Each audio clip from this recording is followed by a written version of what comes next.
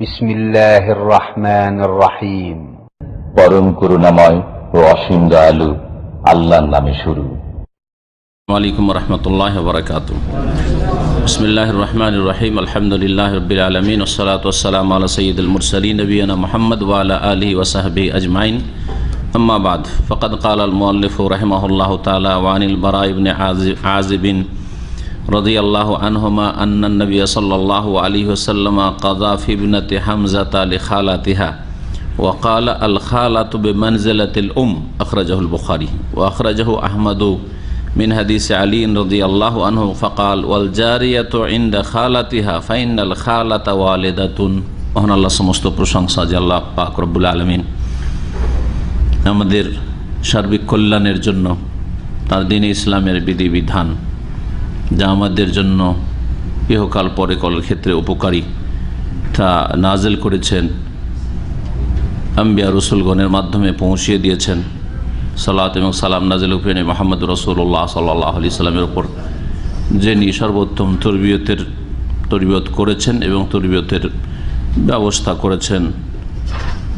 আমাদের বুলুগুল মারামে আলোচনা চলছে বিষয়বস্তু আল হাদানা, অর্থাৎ ছেলেমেয়েদের নাবালক, ছেলেমেয়েদের শিশুদের পরিচর্যা বা তাদের প্রতিপালন। বাপ মা তারা এই প্রতিপালন যে করবে, এই ক্ষেত্রে বিশেষ করে প্রতিপালন একটি আম কথা, তরবিয়া যেটি, ওই তরবিয়া হচ্ছে বাপ মা দুজনের দায়িত্ব, বা বাপ মায়ের সাথে পরিবার আরও যারা সদস্য আছে তাদেরও দায়িত্ব রয়েছে ছেলে মেয়েদের পরিবারের দেখাশোনার।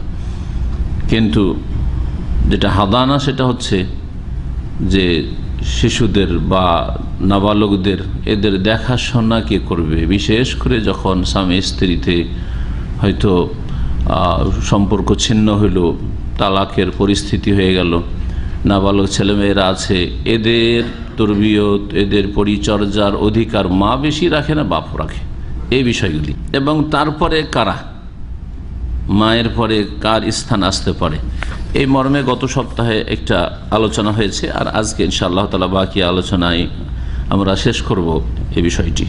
হাদিস নম্বর 1004, এই হাদিস দিয়ে আজকে শুরু করব। তার আগে আর একটি গুরুত্বপূর্ণ মাসআলা রয়েছে, গত সপ্তাহে যে আলোচনাগুলো হয়েছে তার সাথেই সংশ্লিষ্ট। তা হচ্ছে বাপ মা দুইজনের, বাপ মুসলিম ধরেন আর মা হচ্ছে আহলে কিতাব, কিতাবিয়া, আহলে কিতাব ইহুদি অথবা খ্রিস্টান। কি জন্য আহলে কিতাব বললাম, কেন বললাম না যে অমুসলিম? কারণ অমুসলিমদের মধ্যে অমুসলিমদের মধ্যে মুশরিকরাও আছে। আপনার যারা আহলে কিতাব নয়, ইহুদি খ্রিস্টান ছাড়া বুদ্ধিস্ট আছে, শিখ আছে, হিন্দু আছে, জৈন আছে, নাস্তিক আছে।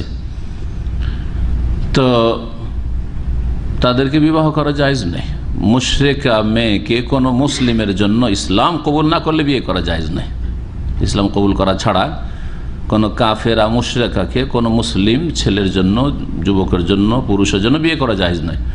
পক্ষান্তরে ইহুদি খ্রিস্টান মেয়েরা সতীসাধ্যী হলে, মহসানা যদি হয়, সতীসাধ্যী হয়, আশা করা যায় যে চরিত্রবতী রয়েছে, তাহলে অনুত্তম হলেও, অপছন্দনীয় হলেও শরীয়তে জায়েজ, কোরআনে কারীম আল্লাহ জায়েজ করেছেন। নিজের ধর্মে, সেই ভ্রান্ত বাতিল বিকৃত ধর্মে, রহিতকৃত মনসুখ ধর্মে, ইহুদি ধর্মে, খ্রিস্টান ধর্মেই যদি অটল থাকে, তারপরেও মুসলিমের জন্য বিয়ে করা জায়েজ। যদিও মুসলিম মেয়েকে বিয়ে করা অনেক গুণে ভালো, যাতে আপনার ঈমান আমল ঠিক থাকার সম্ভাবনা বেশি আছে। আর যদি একটা ইহুদি খ্রিস্টান মেয়ে বিয়ে করে, ঈমান আমল খারাপ হওয়ার সম্ভাবনা বেশি আছে। আপনার তো আছে আজকালকার জামানায়, কারণ আজকালকার পুরুষরাই বেশি কমজোর স্ত্রীর কাছে অধিকাংশ। আর আপনার ছেলে মেয়েদের ক্ষেত্রে তো আরও বেশি ঝুঁকি আছে, রিস্ক আছে। যে ছেলে মেয়েগুলি কী হয়ে যাবে, বাপের চাইতে বেশি প্রভাবিত হয়ে যাবে মায়ের দ্বারা, যার ফলে যদি সেদিকে ঝুঁকে যায় তো আপনার জন্মে দেওয়া ছেলে মেয়ে খ্রিস্টান হয়ে যেতে পারে, ইহুদি হয়ে যেতে পারে, বেদিন হয়ে যেতে পারে, ভালো তরবিয়ত নাও পেতে পারে, অসৎ অসতী হয়ে যেতে পারে, যার ফলে অপছন্দনীয়। যদিও কোরআনের বিধানে জায়েজ রয়েছে। এখন এই রকম যদি অবস্থা হয়, এটা হচ্ছে অবস্থা। এর বিপরীত গত সপ্তাহে বলেছিলাম যে কোনো মুসলিম মহিলা কি কোনো আহলে কিতাব পুরুষকে বিয়ে করতে পারবে? পারবে? জায়েজ না? জায়েজ নাই, জায়েজ নাই। কারণ মহিলা দুর্বল, নারী জাতি হচ্ছে দুর্বল। বহু হিকমত রয়েছে। আল্লাহ রব্বুল আলমিন একটা কিতাবিয়া মহিলা, ইহুদি খ্রিস্টান মহিলাকে মুসলিমের জন্য বিয়ে করা জায়েজ করেছেন, কিন্তু একটা মুসলিম মহিলা আর কোনো অমুসলিমকে বিয়ে করা জায়েজ না। মুশরিক কিন্তু জায়েজ নাই, কিতাবি যতই ভালো চরিত্রের হোক না কেন, কোনো ইহুদি খ্রিস্টানকে বিয়ে করা জায়েজ না, হারাম। পশ্চিমা দেশে যারা চলে যাচ্ছে তাদের অনেকেই এই সাইলাবে ধ্বংস হয়ে যাচ্ছে, জি ধ্বংস হয়ে যাচ্ছে। আল খবর থেকে এরকম আজকে থেকে 15 বছর আগে শোনা এক লোক দুনিয়ার সুখের জন্য সেই দেশে 2টো মেয়ে নিয়ে চলে যায়, অথচ আল্লাহ এখানে ভালো রুজি দিয়েছিল। তখন এমন না যে এখনকার মতো পরিস্থিতি, ভালো রুজি দিয়েছে, 2টো মেয়ে নিয়ে গেছে, 2 খ্রিস্টানের সাথে বেরিয়ে পালিয়ে গেছে। খ্রিস্টান যুবকের সাথে 2টো মুসলিম মেয়ে পালিয়ে চলে গেছে। যদি এইরকম হয়, আর এইরকম সম্ভাবনা বেশি, সুবহানাল্লাহ, আল্লাহ হেফাজত করে, মুরতাদ হয়ে গেল মেয়েগুলি। আল্লাহ রাব্বুল আলামিন কোন মুসলিম মহিলার জন্য কোন কাফের পুরুষ, কিতাবিও যদি হয়, ইহুদি খ্রিস্টান হয়, চরিত্রবানও যদি হয়, তারপরও জায়েজ রাখেননি। কারণ বহু হিকমত, তার মধ্যে একটা, যদি সেই কাফের কিতাবি হয় তাহলে সে হয়তো রোজার দিনে সহবাস করতে চাইতে পারে, তাই না? মাসিক অবস্থায় সহবাস করতে চাইতে পারে, ঠিক কিনা? যেটা এখন মুসলিমের জন্য হারাম। কিন্তু মুসলিম যখন পুরুষ হবে তখন এইরকম পরিস্থিতি হবে, মুসলিম পুরুষ আর কিতাবি স্ত্রী, ও আল্লাহকে ভয় করে। আল্লাহকে ভয় করা মুসলিম, তো আজকালকার ওই নামে মাত্র মুসলিম, ওই অধিকাংশ ওই রকম লোকগুলি বিয়ে করছে কিন্তু ইহুদি খ্রিস্টান মেয়েদেরকে। তো যাই হোক, বলছিলাম যে যদি আসল এখন বিষয় আসি, যে যদি এইরকম হয় যে মা হচ্ছে যে মিয়া মানে কিতাবিয়া, কিতাবিয়া মানে ইহুদি খ্রিস্টান মেয়ে, আর বাপ হচ্ছে মুসলিম, দুইজনে এখন তালাক হয়ে গেল, বিবাহ বিচ্ছেদ হয়ে গেল, ছোট ছেলে মেয়েরা আছে, এদের তরবিয়ত কে করবে? মায়ের কাছে যাবে না বাপের কাছে যাবে? যদি আপনাদেরকে ফতোয়া জিজ্ঞেস করা হয় তো অনুমান ভিত্তিক ফতোয়া দিয়ে দেবেন একটা আইডিয়া করে, তাই না? আইডিয়া, এক একজনের আইডিয়া এক এক রকম, আইডিয়া দিয়ে ফতোয়া দেওয়ার অবস্থাটা কীরকম? এক একজনের আইডিয়া এক এক রকম, সবার আইডিয়া যে একই রকম হবে তা তো নয়, কারণ সবার জ্ঞান যুক্তি একরকম না, এক একজন এক এক রকম লজিক আছে। কি হইতে পারে আপনার বিবেকে বলেন? হ্যাঁ, এখন দলিল ছাড়া যুক্তির ক্ষেত্রে বলছি, ইখতিলাফ আছে ওলামাদের, ফোকাহাদের, ইমামদের, ওটাও বলবো পরে। কিন্তু আপনাদের যুক্তিতে কেমন মনে হয়? 2-3 বছরের ছেলে মেয়ে, 5 বছর 7 বছর 8 বছরই হোক, আর মা হচ্ছে ইহুদি অথবা খ্রিস্টান আহলে কিতাব, আর বাপ হচ্ছে মুসলিম, তালাক হয়ে গেল দুজনে। এরকম বহু ঘটনা ঘটছে, বরং রাষ্ট্র নেতাদের এরকম ঘটনা ঘটছে।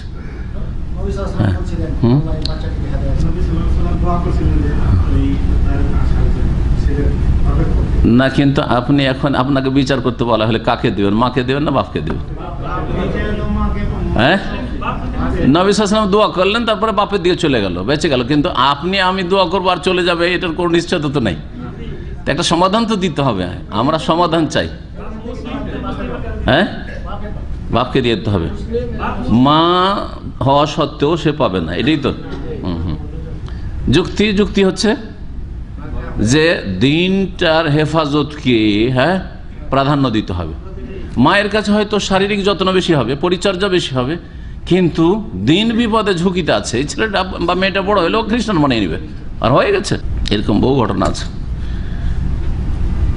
মুসলিমদের ঘরে। এই আহলে কিতাব ইহুদি খ্রিস্টান মেয়েকে বিয়ে করতে গিয়ে তালাক হয়েছে, পরে ছেলে মেয়ে নিয়ে চলে গেছে। তার মধ্যে একটা ওবামার ঘটনা জানেন না? শুনছি, হজ করতে এসেছিল কয়েক বছর আগে ওবামা যখন রাষ্ট্রপতি ছিল, তখন তার দাদি, তার ফুফু, হ্যাঁ, তার চাচারা সব হজ করে গেছে এখানে সৌদি আরব থেকে, সৌদি আরবের এতে গেস্ট হয়ে তারা, বোঝা গেছে না? ওর বাবা ছিল একজন কি মুসলিম, সে থাকতো হ্যাঁ কোথায়, কেনিয়ার, কিন্তু ছিল ইন্দোনেশিয়া ছিল, এইদিকে ছিল ইন্দোনেশিয়া অথবা মালয়েশিয়া এদিকে ছিল। ওখানে করে সেই ইউরোপিয়ান বা আমেরিকান যে কেউ হোক, এক মহিলা ছিল, সে মহিলার সাথে তার প্রেম হয়, বিয়ে হয়, বিয়ে হওয়ার পরে এই ওবামা জন্ম নেয়, আর তারপরে তালাক হয়ে যায়। তালাক যখন হয়ে গেল তখন মহিলা কি করলো, ছেলেকে দখল করে নিয়ে চলে গেল, মুসলিমের জন্ম দেওয়া, আর মা হচ্ছে খ্রিস্টানও নিয়ে চলে গেল, আর সেই লোকটি হচ্ছে ওবামা। বুঝতে পারছেন? খ্রিস্টান হলো না, মা বংশধর নিজের সবাই মুসলিম। আপনাদের বিচারে বাপকে দিয়ে দিতে হবে, ঠিক তো? হ্যাঁ, ফতোয়া। আর এক দল বলছেন না, মাকে দিতে হবে। মাকে দিলে যে এইদিকে ইমানের ক্ষেত্রে বিপদ আছে, বলছে যে যদি এই বিপদ থাকে তখন ব্যাপারটা আলাদা, সম্ভাবনা বেশি থাকে, কিন্তু এমনিতে মা যতটা মায়া করবে, মা যতটা সেবা যত্ন করবে, বাপের দ্বারা কখনো হবে না। হ্যাঁ, সুতরাং মাকে দিতে হবে। আরেক দল যুক্তি পেশ করছে, বোঝা গেছে?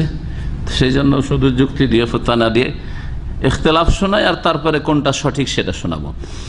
বলছেন ভাষ্যকার শেখ আল বাসসাম, ওয়াখতালাফু ফি আহাক্কিয়াতি গায়রিল মুসলিম বিহাদানাতিল মুসলিম। ওলামাদের আইম্মাদের দ্বিমত রয়েছে বা ইখতিলাফ মতবিরোধ রয়েছে অমুসলিম মা আর হকদার কিনা বিহাদানাতিল মুসলিম, মুসলিম ছেলে মেয়ে শিশুদের ক্ষেত্রে। মুসলিম ছেলে মেয়ের মা যদি অমুসলিম হয়, তাহলে খ্রিস্টান হয়, ইহুদি হয়, তাহলে হক রাখে কিনা, মানে মাকে দেওয়া যাবে কিনা অমুসলিম হলে। হানাফি মজহাব, মালিকি মজহাব, আর তৃতীয় হচ্ছে শাফি হাম্বলি মজহাব। শাফি হাম্বলি মজহাব একমত, এই দুই ইমামের মত এক, আর মালিকি ফতোয়া একরকম, আর হানাফি ফতোয়া একরকম। তিনটি মত রয়েছে এই ক্ষেত্রে। হানাফি মজহাব দিয়ে শুরু করি। বলছেন ফাজাহাব আল হানাফিয়াত, হানাফি মজহাবের ওলামারা বলছেন আন্না জিম্মিয়াত আহাক্কু বিহাদানাতি ওয়ালাদিহাল মুসলিম। বলছে মা যে জিম্মি কাকে বলা হয়? মুসলিম দেশে জিজিয়া দিয়ে অমুসলিমের বসবাস করে। মুসলিম দেশে বসবাস করে একজন খ্রিস্টান মেয়ে বা ইহুদি মেয়ে, আর এক খ্রিস্টান ইহুদি মেয়ে অমুসলিম দেশে বাস করে, এতেও পার্থক্য আছে। পার্থক্য আছে না নেই? আছে, পার্থক্য আছে। মুসলিম পরিবেশে যদি বাস করে, তাহলে সহজে ছেলেকে খ্রিস্টান বানিয়ে দেওয়ার সাহস করবে না, তারপরে জিজিয়া দিয়ে থাকছে। রাষ্ট্রীয় ক্ষমতা মুসলিমদের হাতে আছে, হ্যাঁ, মুসলিমরা শক্তিশালী, সেখানে ছেলেকে খ্রিস্টান বানাতে বা ইহুদি বানাতে সাহস করবে না। এই জন্য জিম্মিয়ার কথা ফুকাহারা বলেছেন।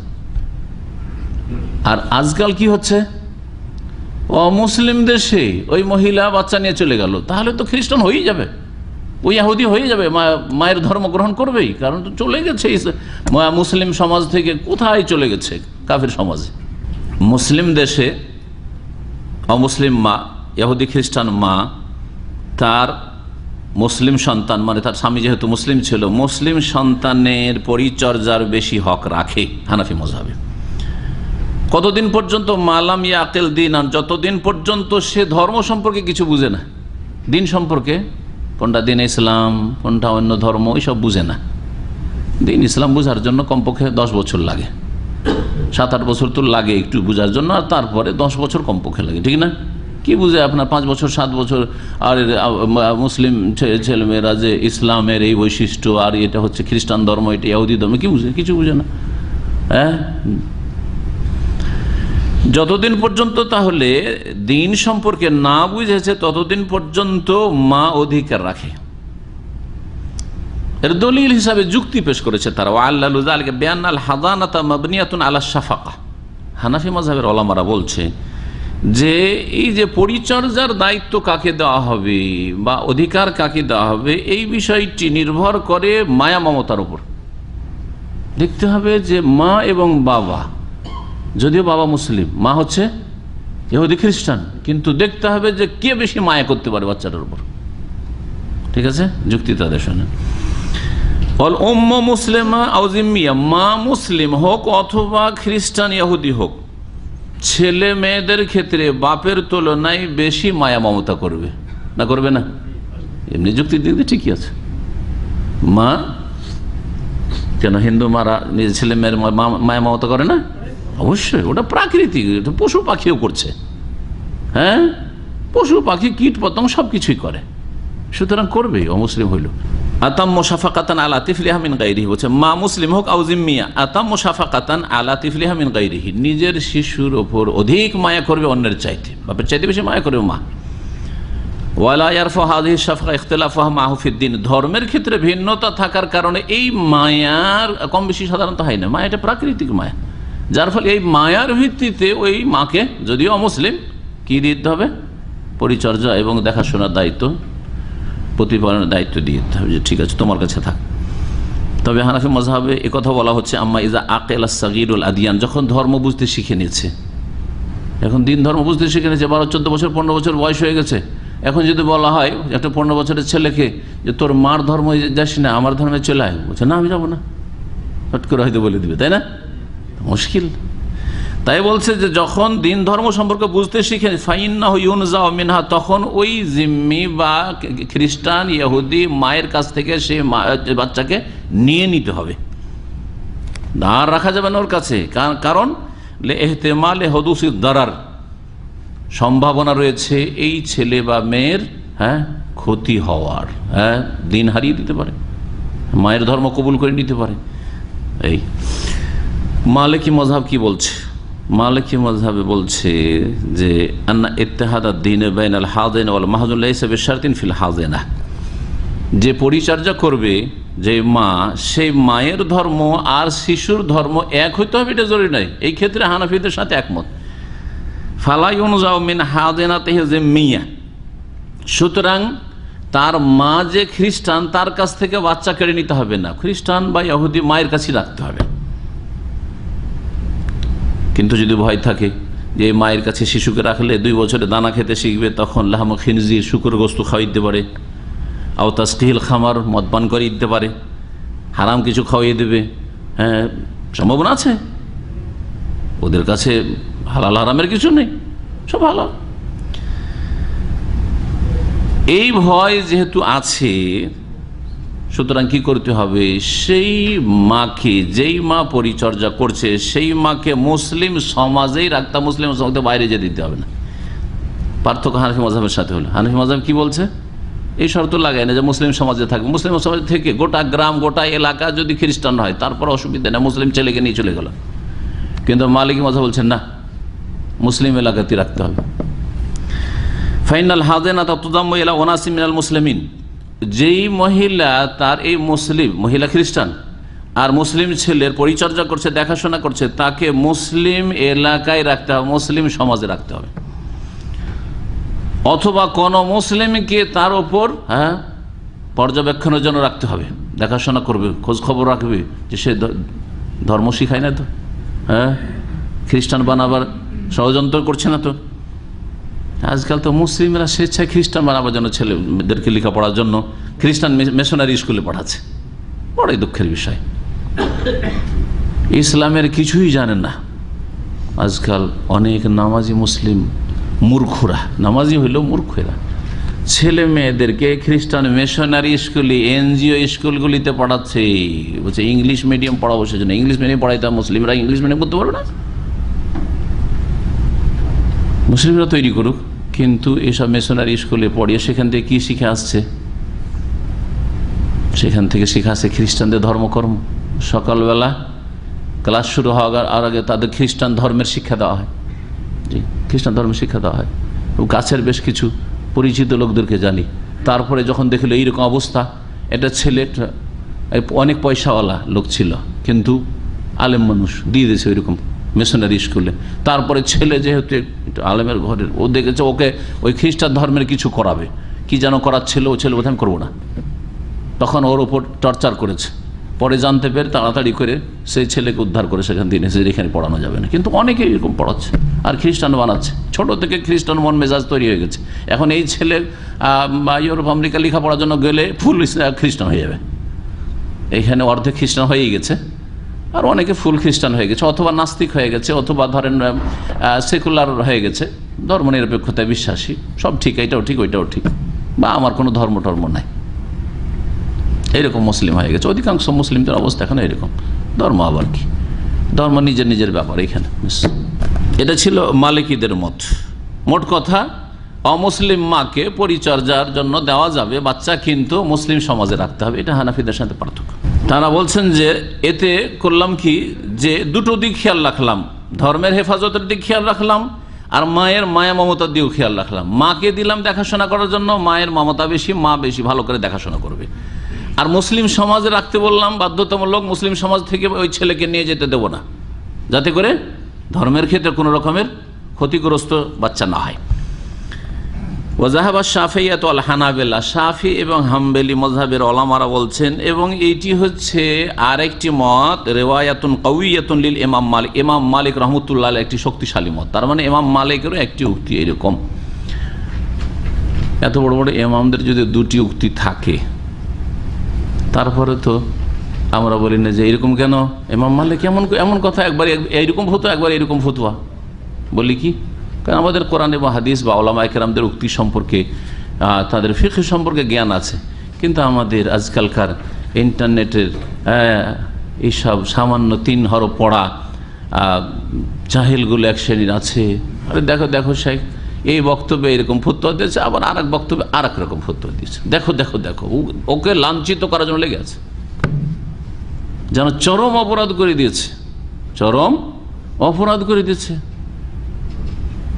হতে পারে যে এক সময় 6 মাস আগে, 1 বছর আগে একরকম ফতোয়া দিয়েছিল, তারপরে তার জন্য স্পষ্ট হয়েছে যে না, আগে যেটা ফতোয়া দিয়েছিলাম সেটা আমি ভুল দিয়েছি। আর তার উপর ফরজ নাই যে আগে যেটা বলেছিলাম ওইটাও মনে রাখতে হবে, আগে যেটা বলেছিলাম ওইটা ভুল, এখন ওটাকেও স্বীকারোক্তি দিয়ে আপনাদের সামনে ভুল স্বীকার করতে হবে, এটাও জরুরি নয়। আপনাকে খোঁজ করে নিতে হবে যে তার ফতোয়া কোনটা কোরআন হাদিসের কাছাকাছি, অথবা পরের কোনটি তার উক্তি, আপনি খোঁজ করে নেন। কিন্তু সব কথাতে তাকে স্বীকার করতে হবে জরুরি নাই। বিশেষ করে ফিকহি মাসলা মাসাইল, আকীদার ক্ষেত্রে ভিন্ন বিষয়। আকীদার ক্ষেত্রে যদি বিভ্রান্তি থাকে তাহলে বলা ফরজ।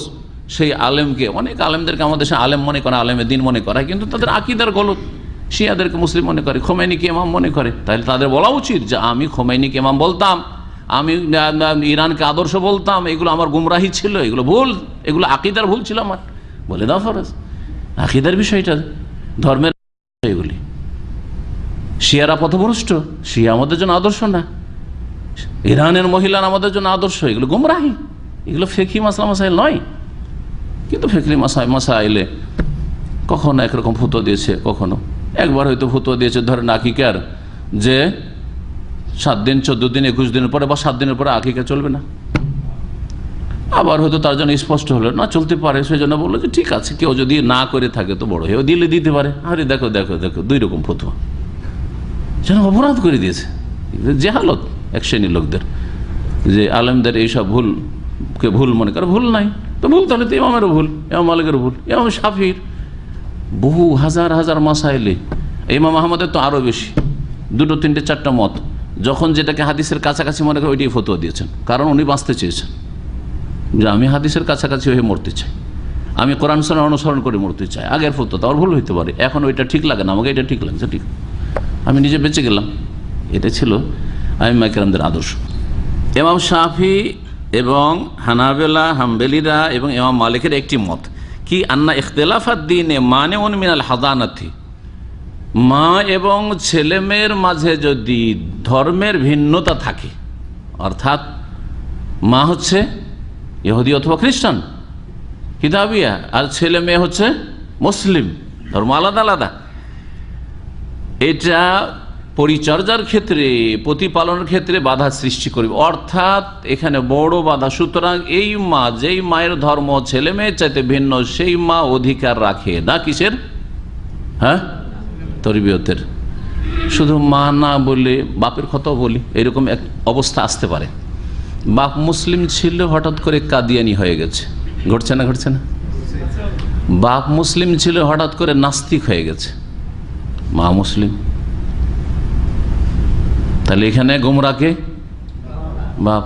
বাপ বলছে যে আমি আমার ছেলে মেয়ে নিয়ে যাবো, ও কাদিয়ানি, অথবা সে নাস্তিক কমিউনিস্ট, বলছে আমি নিয়ে যাব, আল্লাহ দ্রোহী। মা মুসলিমা, এখানে তখন চোখ বন্ধ করে অধিকার, কারণ মায়ের অধিকার একদিন মায়া মমতার দিক থেকেও মায়ের অধিকার, আর দিনের দিক থেকেও মায়ের অধিকার। জি, সুতরাং শুধু মায়ের ক্ষেত্রে বিষয়টি প্রযোজ্য না, বাপের ক্ষেত্রেও অনেক সময় হইতে পারে এরকম পরিস্থিতি। ফালা হাজানাত আল কাফিরিন আলা মুসলিম, যখন দিনের ভিন্নতায় পরিচর্যার হক শেষ হয়ে যায়, মানে পরিচর্যা আর তরবিয়তের হক পাবে না, সুতরাং কোন কাফের মুসলিমের পরিচর্যা করার অধিকার রাখে না। এক কথায় কোন কাফের মুসলিম শিশুদের তরবিয়ত প্রতিপালন বা পরিচর্যার অধিকার রাখে না। দলিল সূরা নেসার আয়াত নম্বর 141, কোরআনের আয়াত। ইসলাম সবসময় স্ট্রং থাকবে, মুসলিম সবসময় জয়ী থাকবে। জি হ্যাঁ, মহান আল্লাহ বলছেন ওয়ালা ইয়াজআল আল্লাহু লিল কাফিরিনা আলাল মুমিনিনা সাবিলা, কখনো আল্লাহ কাফেরদেরকে মুমিনদের মুসলিমদের উপর প্রাধান্য দান করেন নাই, কখনো প্রাধান্য বিস্তার করতে পারবে না কাফের ইসলাম এবং মুসলিমের ওপর। এই ছেলে মুসলিম হওয়ার অধিকার রাখে, এটা তার অধিকার, দিনীয় অধিকার, ধর্মীয় অধিকার, বরং এটা প্রাকৃতিক তার অধিকার। কারণ দিনুল ফিতরা, প্রাকৃতিক দিন হচ্ছে ইসলাম। হ্যাঁ, তৌহিদ, আল্লাহর একত্ব, অন্নেস, এটা হচ্ছে মানুষের প্রকৃতি। এককে সবাই পছন্দ করে, দুই মালিককে কেউ পছন্দ করে না দুনিয়ার ক্ষেত্রে, এটা হচ্ছে। সুতরাং ইসলাম শুধু যে দিনে হক কোরআন এবং হাদিসের আলোকে তা না, প্রাকৃতিকভাবেও ইসলাম হচ্ছে হক, সত্য, আর বাকিগুলি হচ্ছে বাতিল। এই ছিল আয়াত, দলিল। আর তারপরে তারা এখানে গত সপ্তাহে যে হাদিসটি নিয়ে আলোচনা হয়েছে সেই হাদিসটিও দলিলে পেশ করেছে। নবী করিম সাল্লাল্লাহু আলাইহি ওয়াসাল্লাম যখন ওই ছেলেটিকে কি করলেন, যে এইদিকে তোমার মা বসে আছে, এখানে মা বসে আছে, তুমি যার হাত ধরবে ধরে চলে যাও। ছেলেটি তখন ঝুঁকেছিল কোন দিকে? মায়ের দিকে। আর মা ছিল, হ্যাঁ, মুশরিকা ছিল, কাফেরা ছিল। তখন নবী সাল্লাল্লাহু আলাইহি ওয়াসাল্লাম কি করেছিলেন? আল্লাহুম্মা হাদি, আল্লাহকে হেদায়েত করো, তাই না? আল্লাহ তাকে হেদায়েত করো। বলছেন যে নবী সাল্লাল্লাহু আলাইহি ওয়াসাল্লাম কি করেছিলেন? দা আলিস সাবিয়ে বিল হেদায়েতে, এই বালকের জন্য হেদায়েতের দোয়া করেছেন। ফামালা ইলা আবিহি, তখন সেই ছেলেটি মুসলিম বাপের দিকে, আবিহিল মুসলিম বাপের দিকে ঝুঁকে গিয়েছিল। হাযা ইউফিদু, এটা প্রমাণ করে আন্না কাউনাহু মাল কাফিরি খিলাফু হাদিল্লাহ, আন্না কাউনাহু মাল কাফির খেলাফো হুদাল্লাহ, তা আল্লাহর দিক নির্দেশনার পরিপন্থী হচ্ছে যে ছেলে বা মেয়ে কাফের বাপ অথবা মায়ের কাছে যাবে, তা হতে পারে না। নবী সাল্লাল্লাহু দোয়া করতেন না যে ছেলেটিকে আল্লাহ হিদায়াত করো, যাও তোমার চয়েস, যেদিকে যাবে যাও। তারপরে যুক্তি, তাহলে কোরআনের আয়াত হলো দলিল, শাফি এবং হাম্বলি মযহাবের জন্য এক দলিল। হাদিস হলো দলিল, যে নবী সাল্লাল্লাহু আলাইহি সাল্লাম যখন ছেলেটা ঝুঁকে গেছিল কাফের মায়ের দিকে, তখন দোয়া করে মুসলিমের দিকে ঝুঁকেই দিলেন, দোয়া কবুল হল। 3 নম্বর যুক্তি হচ্ছে দলিল, দলিল আকলি দলিল। সেটা হচ্ছে পরিচর্যার উদ্দেশ্য কি, একটা ছেলে অথবা মেয়ে, নাবালক নাবালিকার পরিচর্যা বা প্রতিপালন উদ্দেশ্য কি? তো শরীরের সেবা যত্ন করা নয়, বরং তার আগে তার দিনের সুরক্ষা। হ্যাঁ, শুধু দুনিয়ার তার উপকার করা নয়, বরং স্থায়ী জগতে তার উপকার করা। জান্নাতের রাস্তায় থাকে, জান্নাতে যেন এই ছেলেটা পৌঁছিতে পারে, এই মেয়েটা যত জান্নাতে পৌঁছিতে পারে, জাহান্নামে না চলে যায়। বলছে বিআন্নাল গারদা মিনাল হাযানাতি হিয়া তারবিয়াতুহু, পরিচর্যার উদ্দেশ্য হচ্ছে তার প্রতিপালন, ওয়াদাফুদ দারার, আর তার ক্ষতিকে দূরে রাখা, তাকে ক্ষতিগ্রস্ত হওয়া থেকে রক্ষা করা। ওয়া আন্না আযামা তারবিয়াতিন ওয়া আন্না আযামা তারবিয়াতিন হিয়াল মুহাফাযা আলা দীনি, আর সবচেয়ে বড় তরবিয়ত হচ্ছে ছেলে মেয়েদের দিন, ঈমান, ইসলামের হেফাজত করা। আপনার ছেলে মেয়ে যদি মাটিতেও শুয়ে এক রাত কাটিয়ে দেয়, হ্যাঁ, শরীরটা একটু খারাপ হয়ে গেল, জ্বর হয়ে গেল, সর্দি লেগে গেল, বেঁচে থাকলে হলো, তাই না? বলছি না যে এরকম করেন, কিন্তু ছেলেটা যদি একটা রাত কুফরিতে কাটিয়ে দেয় আর ওই সময় মরে যায়, তো চিরকাল জাহান্নামে চলে গেল, নাকি না? বেশি ক্ষতি করে দিলেন, কত বড় ক্ষতি করলেন আপনি, দুনিয়া আখিরাত তা ধ্বংস করে দিলেন। সবচাইতে বড় তরবিয়ত প্রতিপালন হচ্ছে দিন, ঈমান, ইসলামের হেফাজত করা। আজকালকার বাপ মায়েরা স্কুল কলেজের ছেলে মেয়েদের ক্ষেত্রে, সাবালক সাবালিকা ছেলে মেয়েদের ক্ষেত্রে অনেক পড়াশোনা করতে হয়, রাত 12টা 1টা 2টায় শুয়েছে, আর পরীক্ষা সকালে সকালে আবার পরীক্ষায় যেতে হবে, থাক ফজরে উঠাইতে হবে না, থাক, ফজর উঠাইতে দেয় না। রমজান মাসে স্কুল থাকলে না না স্কুলে যাবে আবার আসবে, রোজা রাখতে দেয় না, রোজা রাখতে দেয় না বাপ মা। শুধু লেখাপড়ার রেজাল্ট ভালো করুক আর শরীরটা সুস্থ থাক, এটা হচ্ছে তার কাছে মুখ্য উদ্দেশ্য। কিন্তু ছেলেটা যে রোজা না রেখে জাহান্নামে চলে গেল, নামাজ ফজর না পড়ে জাহান্নামে চলে গেল, এই অবস্থায় কাফের হয়ে গেল, কোনো পরোয়া নেই।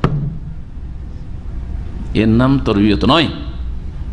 তরবিয়তের আসল হচ্ছে যে প্রথম দিনের হেফাজত করতে হবে, তারপরে দুনিয়ার হেফাজত করতে হবে। প্রথম তার ঈমান আমলের হেফাজত করতে হবে, তারপরে তার শরীর স্বাস্থ্যের হেফাজত করতে হবে। আর সবচেয়ে বড় ডিফেন্স হচ্ছে, প্রতিরক্ষা হচ্ছে এই ছেলে মেয়েদের ক্ষেত্রে কুফরি থেকে তাকে দূরে রাখা। ছেলে কাফের যাতে না হয়ে যায়। মা কাফের মায়ের কাছে যদি পাঠিয়ে দেওয়া হয় তাহলে বলছে ওয়াইজা কানাফি হাদানাতিল কাফের, কাফের কাছে যদি পাঠিয়ে দেওয়া হয়, কাফের মা বা কাফের বাপের কাছে, তাহলে কি ফাইন্নাহু ইয়াফতিনুহু আন দীনিহি, তার ধর্ম থেকে তাকে ফিতনায় ফেলে দিবে, ধর্ম থেকে নিয়ে যাবে ফিতনায় ফেলে। নাম না বলে, এলাকা অঞ্চল না বলে বলছি, এক লোক কাদিয়ানি হয়েছে। এক লোক কি হয়েছে? কাদিয়ানি, পরিচিত মানুষ। তার ছেলে মেয়েরা দুই ভাগে বিভক্ত হয়েছে। দুই ভাগে, অধিকাংশ ছেলে মেয়েরা মায়ের সাথে আছে, নিজের বংশের সাথে, ওরা মুসলিম হয়ে আছে। আর এক মেয়ে আর এক ছেলেকে উঠিয়ে নিয়ে চলে গেছে ওই কাদিয়ানি কাফের বাপ, ওখানেই থাকে। আর ও কাদিয়ানি হয়ে গেছে। কি হয়ে গেছে? কাদিয়ানি হয়ে গেছে। এটা তো কাদিয়ানি ঘটনা বললাম। আর একটা গোমরা কাফের দল বাংলাদেশে বেরিয়েছে, হিজবুত তৌহিদ, নাম শুনেছেন? হিজবুত তৌহিদ, হিজবুত তৌহিদ এই মেহেরপুর, খুলনা, ওই সাইডটাতে খুব বেশি আছে। সব জায়গায় আজকাল মনে হয় ছড়িয়ে গেছে এই ফেতনা, এই কুফরির ফেতনা। কাফের এরা, ওদের নামাজ হচ্ছে, মনে হচ্ছে আর্মিদের ট্রেনিং। দেখেছেন আজকাল ইন্টারনেটে, দেখেছেন মনে হয়। তো শুধু তাই নয়, আকীদায় বড় বড় কুফরি রয়েছে। বলছে যে কানার দাজ্জাল মানে হচ্ছে পাশ্চাত্য সভ্যতা, ইত্যাদি ইত্যাদি। কানার দাজ্জাল, দাজ্জাল বলে কিছু আসবে না, দাজ্জাল অস্বীকার, অনেক কিছু অস্বীকার ওদের কোরআন এবং হাদিসের। এই হিজবুত তৌহিদের ঘরের জামাই আমাদের দামামে আছে, বুঝছেন না? মাশাআল্লাহ। তার শালাগুলো গেছে হিজবুত তৌহিদ, বাপ হিজবুত তৌহিদের কাফের হয়ে গেছে, মানে শ্বশুর এ ভাইয়ের। তার স্ত্রী একটু একটু যুগ ছিল, আল্লাহকে রক্ষা করিয়েছে। তার একই বাড়িতে দেখেন কিভাবে এখন আপনার স্ত্রীকে যদি ওই কাফের হিজবুত তৌহিদের বাড়ি বেড়াতে পাঠান, তাহলে তো কাফের বানিয়ে দিতে পারে। ও যেতেই দিতে হবে না, যেতে তো হারাম। এখানে আত্মীয়তার সম্পর্ক বলে কিছু, আত্মীয়তার সম্পর্ক আছে, টেলিফোনে কথা বলে নিবে, কিন্তু বেশি না, কেমন আছো, ভালো আছো, খোঁজ খবর না। অথবা আপনার সামনে বসে দেখা সাক্ষাৎ করিয়ে বিদায়, জি বাপ যেহেতু সেই জন্য। কিন্তু খবরদার না যে কাদিয়ানি বাপের বাড়ি, ওই হিজবুত তৌহিদের কাফের বাপের বাড়ি পাঠিয়ে দিলেন, 1 সপ্তাহ 2 সপ্তাহ থাকলো, আর তাদের কাছ থেকে ট্রেনিং নিয়ে চলে আসলো। সংশয়, কমপক্ষে যদি কাফের না হয় সংশয় পড়ে গেছে, কি জানি স্বামীরটা ঠিক না বাপেরটা ঠিক, বুঝছেন না? তাহলে এই বিষয়টি স্পষ্ট। এখন এই বিষয়ে কোন মতটি শক্তিশালী? হানাফি মত, মালিকি মত, না যেটা শাফি হাম্বলি মত? সেটি শাফি হাম্বলি মত যেটা, সেটা হচ্ছে শক্তিশালী। কোরআন আয়াত দলিল, রাসূল হাদিস দলিল, যুক্তিও দলিল। যে আগে একজন মানুষের দুটো সাইড আছে, একটা হচ্ছে ইমানের হেফাজত, একটা হচ্ছে শরীর স্বাস্থ্যের হেফাজত। আমি যদি একটানা 5 ঘন্টা ঘুমাই, শরীর স্বাস্থ্যটা ভালো থাকবে, ঠিক না? কিন্তু আজকাল রাতে যদি 5 ঘন্টা ঘুমাই, তো সকাল 7টায় জাগতে হবে আমাকে। আমাকে একজন এমডি ডাক্তার, খুব মানে দরদ দেখিয়ে আমার সাথে, মানে দর্দি মানুষ, সে আমাকে আজকে থেকে 8-10 বছর আগে পরামর্শ দিচ্ছে যে আপনার প্রেশার বেড়ে যাবে তো এরকম করলে, কেন 2 ঘন্টা মাত্র ঘুমাচ্ছেন, তারপরে ফজর উঠে যাচ্ছেন, এরকম চলবে না, একটানা 5 ঘন্টা ঘুমাইতে হবে। বলছি অসম্ভব কথা, এটা হয়। বলছে তাহলে তো মুশকিল, প্রেশার বাড়বেই। আর প্রেশার বাড়ার ভয় দেখাচ্ছে আমাকে, একদিকে প্রেশার বাড়ার ভয়, আরেকদিকে আমার ইমান যাওয়ার ভয়। হ্যাঁ, আমি ফজর পড়বো না, সূর্য উঠে তো ইমান গেল, কোনটা করবো? আমি বললাম যে আপনার উপদেশ আর আপনার ওই হিতাকাঙ্ক্ষী হওয়া, কল্যাণ কামনা আপনার কাছে থাকা, আমার দরকার নেই। হ্যাঁ, এইটা চলবে না, আপনি এটা করেন, এটা চলবে না। দোয়া করলাম তার আল্লাহকে হেদায়েত করে। তার মানে ওই রকমই নামাজ ফজর পড়ে, 5 ওয়াক্ত পড়ে, কিন্তু সূর্য ওঠার পর সকাল 7টা 8টায় যখন ডিউটি যায় তখন ফজর পড়ে। এইরকম অনেক লোক আছে, ইমানের হেফাজত করলো না, শরীরের হেফাজত করলো। এখন আপনারা সকলেই কিন্তু ভুক্তভোগী। যাবেন, খাওয়া দাওয়া করবেন, 11টা 12টা বাজবে, শুইবেন, 2-3 ঘন্টা পরে রাত 3টা বা 3:30টায় উঠতেই হবে ফজর পড়লে। আর তাহাজ্জুদ পড়লে তার একটু আগে, যাক তাহাজ্জুদ ধরলাম না, ফজর 3:30টায় উঠতে হবে। তো 3 থেকে 3.5 ঘন্টা ঘুম, তারপরে চোখ জ্বালা করে, শরীরটা খারাপ করে, ভালো করে ডিউটি করতে কষ্ট হয়, তো একটা না একটা ঘুম। আর সকাল 7টায় আবার ডিউটি যেতে হবে, ফজর পর ঘুম আসতে আবার আরেক ঘন্টা দেরি লাগে, ঘন্টায় অতি লস যায়, লস আর লস, শুধু লস দেখেন। আর ওই লাভ আল্লাহর কাছে যে আছে মহাপুরস্কার, ওগুলো নজরে আসে না। সুবহানাল্লাহ। ফজর কি 1 নম্বরে রাখছেন আপনার, না আপনার শরীর স্বাস্থ্যকে 1 নম্বরে রাখছেন? ঠিক তরবিয়তের ক্ষেত্রে এরকম, আপনার ছেলে মেয়েদের তরবিয়তের ক্ষেত্রে। বারা ইবনে আযিব রাদিয়াল্লাহু তাআলা আনহু থেকে বর্ণিত, তিনি বলছেন যে নবী করিম সাল্লাল্লাহু আলাইহি সাল্লাম কি করলেন, কাযা ফি ইবনাতি হামজা লি খালাতি, হামজা রাদিয়াল্লাহু তাআলা আনহার মেয়ের পরিচর্যার ক্ষেত্রে, প্রতিপালনের ক্ষেত্রে বিচার ফয়সালা করেছিলেন তার খালার উদ্দেশ্যে, খালার জন্য, খালার হকে। আর বলেছিলেন আল খালাতু বিমানজিলাতুল উম, খালা হচ্ছে মায়ের মর্যাদায়, খালা হচ্ছে মায়ের মর্যাদায়। এই হাদিস সহিহ বুখারীতে রয়েছে, এবং এই হাদিস নিয়ে আসার উদ্দেশ্য হচ্ছে যে তরবিয়তের ক্ষেত্রে সিরিয়ালটা কেমন হবে।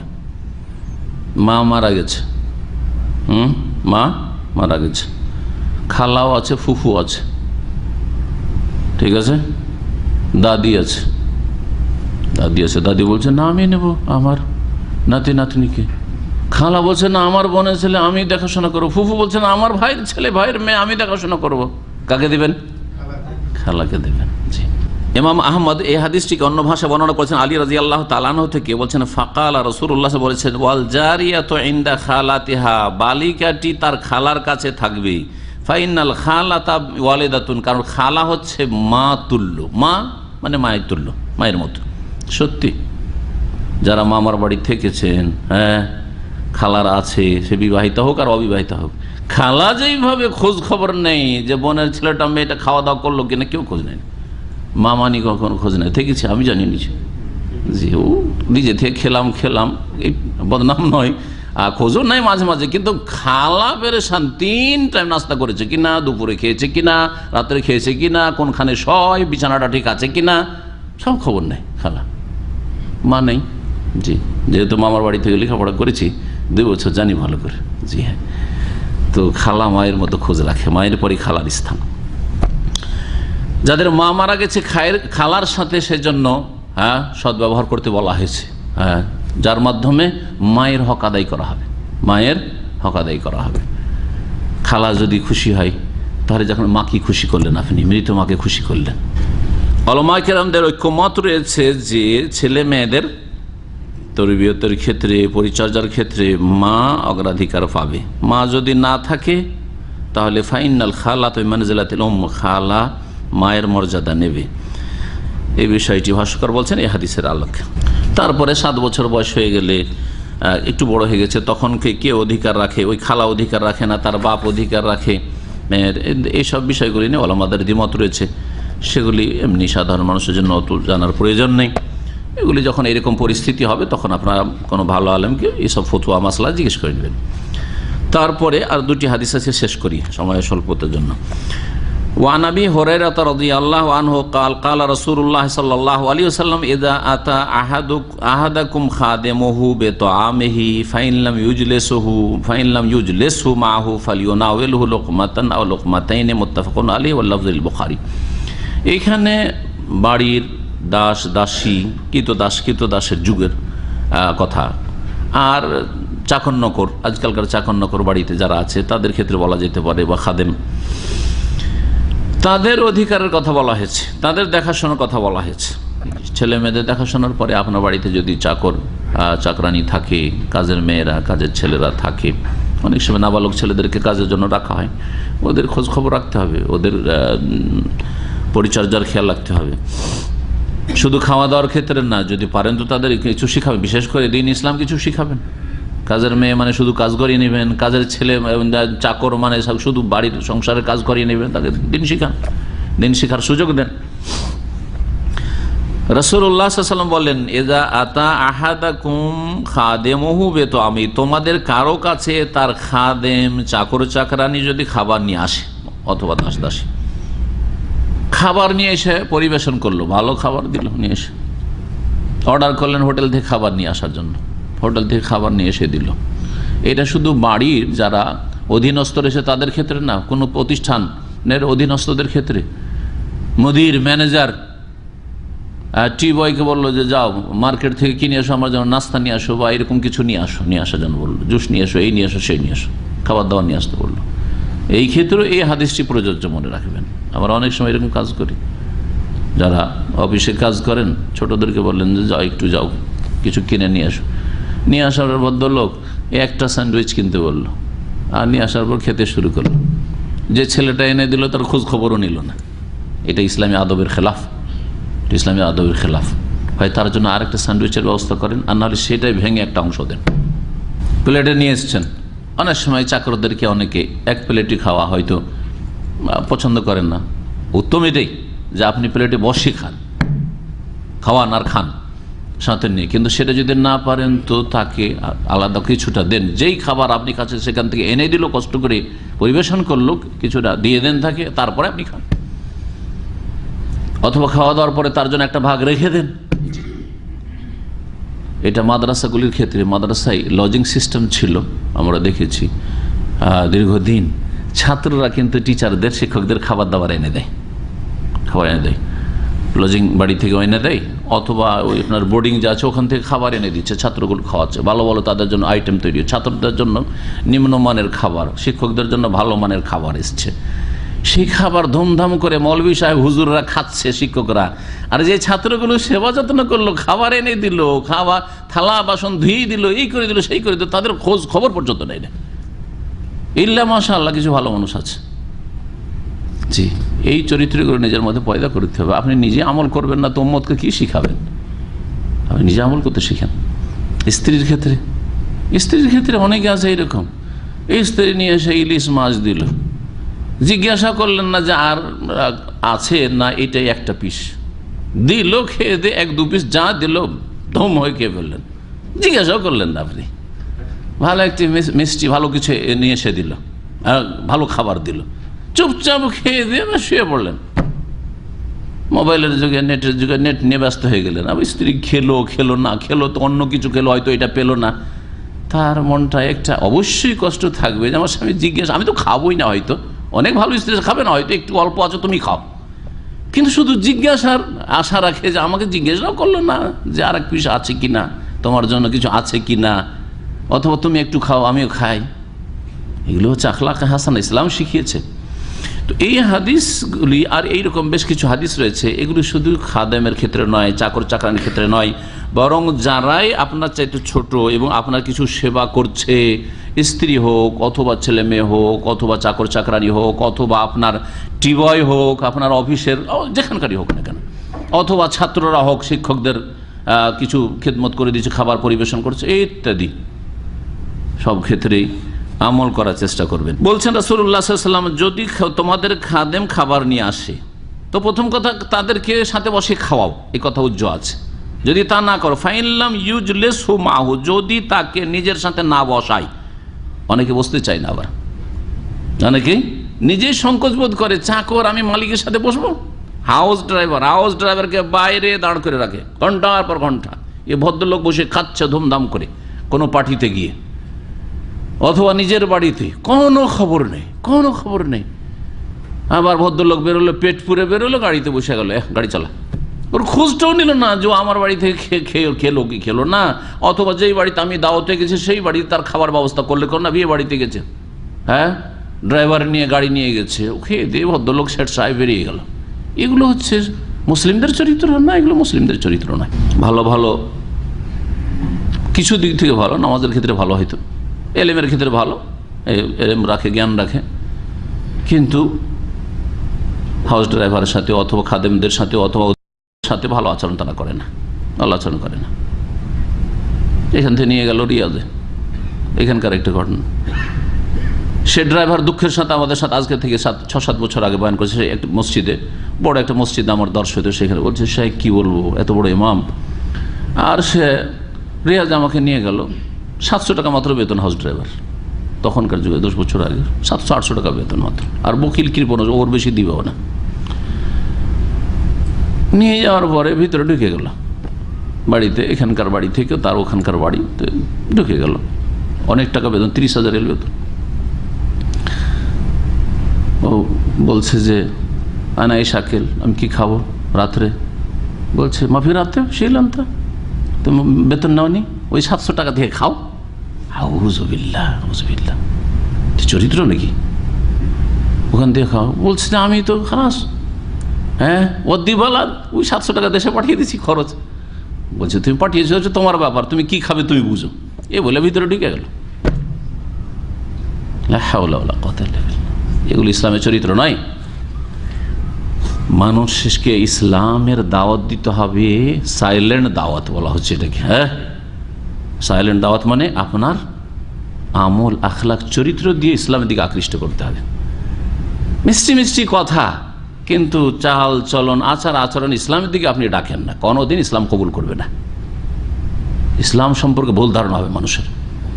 সেটা যদি একটা অমুসলিম থাকে, কত একটা খারাপ ধারণা হবে চিন্তা করুন আপনি। বা মুসলিম হইলেও কত একটা খারাপ ধারণা হবে। জি মোতাওয়া কি শিখাবে, জি মোতাওয়া এত টাকা বেতন পায় আর আমাকে বলছে তুমি তো তোমার বেতন দিয়ে খাও, কি শিখাবে? আল্লাহ হিদায়াত করে।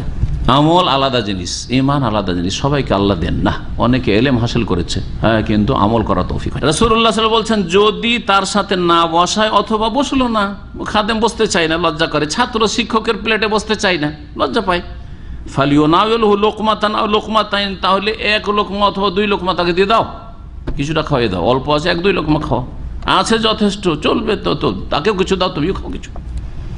মুত্তাফাকুন আলাইহি, বুখারী মুসলিমের হাদিস, এবং শব্দগুলি বাক্যগুলি সহিহ বুখারী, ওয়াল্লাফযুল বুখারী। এটা ছিল অধীনস্থদের ক্ষেত্রে, মানুষের ক্ষেত্রে। এখন পশু পাখির ক্ষেত্রে শুনেন, এমনকি বাড়িতে পশু পাখিও যদি থাকে আর সেটাকে আপনি বন্দি করে রেখেছেন, তাহলে তারও খোঁজ খবর রাখতে হবে, খোঁজ খবর রাখতে হবে। খাবার দেওয়া হয়েছে কিনা, পানি দেওয়া হয়েছে কিনা, থাকার জায়গা ঠিক আছে কিনা, পরিষ্কার পরিচ্ছন্ন আছে কিনা, না পাখিগুলো মরে যাচ্ছে, কবুতর মরে যাচ্ছে, অথবা যে কিছুই পশুক না কেন, জি মাছ মরে যাচ্ছে, খাবার দেওয়া হচ্ছে কিনা। শুধু জিনাতের জন্য রাখলেন, মরলো বাঁচলো না, আপনাকে জবাব দিতে হবে। এই মর্মে একটি হাদিস দিয়ে আলোচনা শেষ করছি। এগুলি হচ্ছে প্রতিপালন, শুধু মানুষের প্রতিপালন না, শুধু ছেলে মেয়েদের প্রতিপালন না, বরং অধীনস্থদের প্রতিপালন, তরবিয়ত, পরিচর্যা, আর পশু পাখি যেগুলি আছে আপনার বাড়িতে সেগুলিরও প্রতিপালন। আব্দুল্লাহ বিন উমর রাদিয়াল্লাহু তাআলা আনহু থেকে বর্ণিত, নবী করিম সাল্লাল্লাহু আলাইহি ওয়াসাল্লাম বলেন, উযজিবাত ইমরাতুন ফি হিররা, এক মহিলাকে শাস্তি দেওয়া হয়েছে একটি বিড়ালের ঘটনাকে কেন্দ্র করে। সাজানাথা, সেই বিড়ালটিকে বেঁধে রেখেছিল, বন্দী করে রেখেছিল। হাত্তা মাতাত, খেতে দেয়নি, পানি দেয়নি, যার ফলে বিড়ালটি মরে গিয়েছিল। ফাদাখালাতিন নারাফিয়া, সেই জন্য সেই মহিলাটি প্রাচীন যুগে জাহান্নামে গিয়েছে, জাহান্নামের আযাব তার বরজাখী জীবনে, কবরের জীবনে হচ্ছে, জাহান্নামে গিয়েছে, চিরকাল জাহান্নামী হবে না যদি তার ইসলাম ঠিক থাকে, কিন্তু কিছু কাল, দীর্ঘকাল, আল্লাহ ভালো জানেন কতদিন জাহান্নামে থাকতে হবে। জাহান্নামের আযাব বিচার দিবসের পরে যদি নাও যায়, কারণ তার আগে হয়তো কবরের জীবনে জাহান্নামের আগুনে জ্বলে জ্বলে কাফারা হয়ে গেছে, এটাও হইতে পারে, কিন্তু জাহান্নামের শাস্তি হয়েছে তার, এই হাদিস প্রমাণ করে। জাহান্নামে গেছে ওই মহিলা, ফাদাখালাতিন নারা ফিহা, এই বিড়ালের কারণেই সেই মহিলা জাহান্নামে গিয়েছে। কেন? লাহিয়া আতআমাতহা, ওই মহিলা ওই বিড়ালকে না খাবার দিয়েছিল, ওয়াসাকাতহা, না পানি দিয়েছিল, ইযহি হাওয়াসাতহা, যেহেতু সে সেটাকে বেঁধে রেখেছিল, তো খেতে দাও, পানি দাও, দেয়নি। ওয়ালাহিয়া তারা কথা, আর ছাড়েও নি ওই বিড়ালকে, যদি ছেড়ে দিত তাকুল মিন খাসাসিল আরদে, তাহলে জমিনের কীট পতঙ্গ খেয়ে দিয়ে বাঁচতে পারত, কীট পতঙ্গ খেত, এদিক ওদিক পানি তলাশ করত। এই প্রচণ্ড গরমের দিনে সৌদি আরবে বা আরব দেশগুলিতে বেশি গরম, এমন দেশেও গরম, প্রচণ্ড গরমে, কিন্তু দেশে যেখানে সেখানে পানি পাওয়া যায়, এখানে তো পানিও পাওয়া যায় না, বিড়াল অনেক সময় বিল্ডিংয়ে বিড়াল আছে, সিঁড়িতে, সিঁড়িতে বিড়াল থাকে, বাড়ির ভিতরে হয়তো আপনি ঢোকান না, বাসার ভিতরে, কিন্তু সিঁড়িতে বিড়াল আছে। বিড়াল বুঝতে পারছেন ছটপট ছটপট করছে, মেও মেও করছে পানির জন্য। আপনাকে একটু চিন্তা করা উচিত, যেখানে বিড়ালটা থাকছে আশেপাশে কোথাও পানি নাই, তো বিড়ালটা কোথায় পানি খাবে, একটু পানি রেখে দেন। আর না হলে আপনি আপনার সিঁড়িতে আপনার বিল্ডিংয়ে রাখিয়েন না, বিড়াল যাবে কোথায় রোদ্রে, তাহলে অন্য কাউকে দিয়ে দেন যে ভাই আমি এখানে বিড়াল রাখতে পারছেন না, তোমাদের বিল্ডিংয়ে তোমরা নিলে নিয়ে নাও। খাসাসুল আরদ বলা হয় জমিনের কীট পতঙ্গ। জি, কীট পতঙ্গ খায় বিড়াল, ইঁদুর খায়, হ্যাঁ, পোকামাকড় খায়। এই পোকামাকড় এগুলোকে বোঝানো হয়েছে। এই হাদিস প্রমাণ করে যে দ্বীন ইসলাম সুবিচার শিখিয়েছে ধনী এবং গরিবের মাঝে, সুবিচার দুর্বল এবং সবলের মাঝে, সম্ভ্রান্ত এবং যারা সাধারণ মানুষ তাদের মাঝে। সুতরাং দ্বীন ইসলামে এইরকম জাতীয়তা নাই যে এরা হচ্ছে শ্রেষ্ঠ ব্রাহ্মণদের মতো, হ্যাঁ হিন্দু ধর্মেও সব আছে, এরা হচ্ছে শূদ্র নিচু জাত না। মুসলিম সমাজে এই কুসংস্কারগুলি আছে, এরা ভূঁইয়া, এরা হচ্ছে আর কি বলে চৌধুরী, তো এরা হচ্ছে শ্রেষ্ঠ জাত, আর এরা হচ্ছে এরা ওই পেশাগত নাপিতের কাজ করে অথবা ছুতারের কাজ করে, কাঠমিস্ত্রি, মুসলিম ওদেরকে ছোট মনে করে না। এসব নেই ইসলামে, এসবের কোনো স্থান নেই ইসলামে। সবাই মুমিনরা কি ভাই ভাই, ইন্নামাল মুমিনুনা ইখওয়া, মুমিনরা পরস্পর ভাই বোন, এই সম্পর্ক আমাদের। আর মুমিনদের মাঝে শ্রেষ্ঠ ভাই বোনদের মাঝে কে শ্রেষ্ঠ, কিসের ভিত্তিতে? যে যত বেশি আল্লাহ ভীরু, ইন্না আকরামাকুম ইনদাল্লাহি আতকাকুম, তোমাদের মধ্যে সবচেয়ে বেশি সম্মানিত কে, মর্যাদা সম্পন্ন, যে যত বেশি তাকওয়াশীল, আল্লাহ ভীরু, আল্লাহর ভয়ে যে যত বেশি ভালো কাজ করতে পারে, যে যত বেশি পাপ থেকে বাঁচতে পারে, সে তত বেশি ভালো, যে সে যেখানকারই হোক না কেন। সে একটা গরিব দেশেরও হইতে পারে, সে অমুসলিম দেশের হইতে পারে, নেপালেরও হইতে পারে, হ্যাঁ, সে আপনার শ্রীলঙ্কারও হইতে পারে, জি, সে আপনার থাইল্যান্ডেরও হইতে পারে, আর সে মুসলিম দেশের বাংলাদেশ পাকিস্তানেরও হইতে পারে। যে পাকিস্তান মানে পবিত্র স্থানের, সেই জন্য শ্রেষ্ঠ হয়ে যাবে, হ্যাঁ, আরবের মক্কা মদিনায় বাস করে সেই জন্য শ্রেষ্ঠ হয়ে যাবে, কখনো না। এইরকমের কোনো ফজিলত ইসলামে নেই। ফজিলত আছে কিসের ভিত্তিতে? তাকওয়ার ভিত্তিতে। সুতরাং যারা আপনার অধীনে কাজ করছে, আল্লাহ পাক ওদেরকে পরীক্ষা করেছেন আপনার অধীনে রেখে, আর আপনাকে পরীক্ষা করেছেন আপনাকে নেতৃত্ব দান করে, যে আপনার আশেপাশে খাদেম আছে, এই দিয়ে আপনাকে পরীক্ষা করছেন যে ওদের কি হক আদায় করছেন, আর ওদেরকে পরীক্ষা করেছেন অধীনে রেখে যে তোমরা এই যে অভাবের অবস্থায় আছো অথবা অন্যের চাকরি করছো, চাকর হয়ে আছো, এই ক্ষেত্রে কতটা তুমি তোমার ভূমিকা পালন করছো। ধৈর্য ধারণ একটা ভূমিকা যদি কষ্টে থাকে, আর নিচের দিকে দেখে শুকরিয়া আদায় করা, আমি অনেক ভালো আছি, অনেকের চাইতে ভালো আছি, যদিও চাকর তারপরেও অনেকের চাইতে ভালো আছে, না ভালো নাই, হ্যাঁ হ্যাঁ, তো শুকরিয়া আদায় করবে। আল্লাহ প্রত্যেককে পরীক্ষা করে। বলছেন যে কোনো বাড়িওয়ালা নিজে খাবে, নিজের চাকর নকরকে খাওয়াবে, নিজের দাস দাসীকে খাওয়াবে, নিজের অতিথিদেরকে খাওয়াবে, ছোটদেরকে খাওয়াবে, এবং তাদের সাথে বসে যদি খাই, চাকর নকর মজদুরকে সাথে নিয়ে এক প্লেটে অথবা একই দস্তরখানে বসে একসাথে খাই, এটা সবচেয়ে ভালো। আপনার বাড়িতে যেসব মজদুররা কাজ করে, অনেক সময় খাওয়া দাওয়ার মজদুর কাজ করে না, ঘর বাড়ির কাজগুলো, ওদেরকে যদি সাথে নিয়ে খান, আর যদি ডাল ভাতও খান, হ্যাঁ, কোনোদিন বদনাম করবে না, খুশির সাথে খাবে।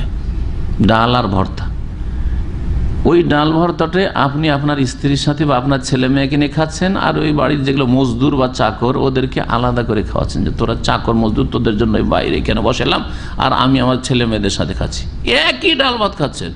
ও কত রকমের কল্পজল্প করে বসে আছে যে ও মাছ গোস্ত কত কি খাচ্ছে, আর আমাদেরকে শুধু কি দিয়েছে, ডাল ভর্তা দিয়ে দিয়েছে। এই জালেম শয়তান কত রকমের যে কথা শুনছেন, আর কত যে বদদুয়া পাচ্ছেন, বুঝছেন না। আর যে অন্তর থেকে আপনাকে ভালোবাসবে, সে অন্তর দিয়ে কাজও করবে, হ্যাঁ, আন্তরিকতার সাথে কাজ করবে, ওর জন্য পাহারা দেওয়া লাগবে না। কিন্তু যখনই বুঝবে যে না, আমাদের কদর করে না, আমাদের সাথে খারাপ আচরণ করছে, বৈষম্যের আচরণ, তখন আন্তরিকতার সাথে কাজ করবে না, ফাঁকিবাজি করবে, ফাঁকি দেওয়ার চেষ্টা করবে, মজদুর চাকর নকর ক্ষতি করার চেষ্টা করবে। এই হাদিস প্রমাণ করে যে পশু পাখি পোষা জায়েজ বাড়িতে। এই ফতোয়া অনেকে জিজ্ঞাসা, পশু পাখি স্বাধীন আল্লাহ করেছেন, স্বাধীন উড়বে পাখি, স্বাধীন ঘোরাফেরা করবে পশু বন জঙ্গলে, এইভাবে খাঁচাতে পোষা জায়েজ কি না?